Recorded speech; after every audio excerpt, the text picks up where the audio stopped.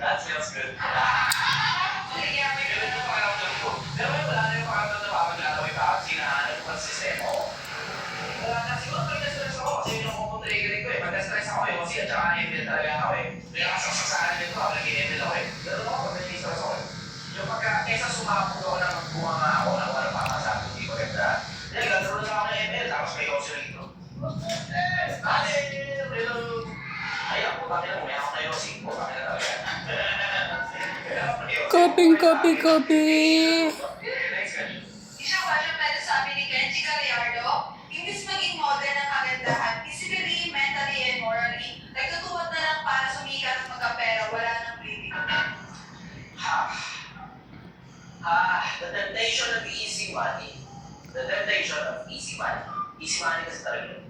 Easy money. Na, may ano ba? OnlyFans. Oo. May mga Pinoy ba na OnlyFans? Ang dami. Cobra. Ano ginagawa talaga sa OnlyFans? Hindi kasi naman susunod. Ano? Baka may pakikarating. Oo, lahat. Lahat. Video, pictures, whatsoever. Paano mang fetish mo? Pero makayaran. Ano? Ang sinasabi ko, Akala ko parang ano yung private porn website.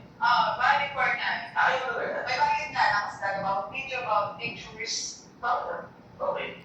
So, depende sa anong klaseng fetish ang meron ka. So, iba't ibang klaseng fetish, iba't ibang klaseng fetish. Dati hindi ko naiintindihan yung konsepto yun. Yung mga babae ka para sa ganun. Sige, naman, siya mga porn happy, diba? Tapos eventually, may mga nakakwentuhan ako nagbabayad sa mga ganun sa mga websites na ganun. Sila nagsasabi na parang makakausap mo daw, tapos yung parang may personal touch. Yun nga. Ganun, may personal touch. Hindi kasi yung interesado sa ganun, alam ko na ako mababayad sa ganun, meron naman libre. Ha? Hindi ko interesado sa ganun eh. Hindi talaga eh, may libre eh. Pero ewan ko, sabi kasi nila eh, personal touch daw kasi yung masaya. I wouldn't know. Hindi ko alam kasi hindi mo naman mababayad eh. Hindi ko alam kung bayad, hindi ko alam ako eh. May kasandahan naman ako eh. Kailangan ko bayad. Sige, next question.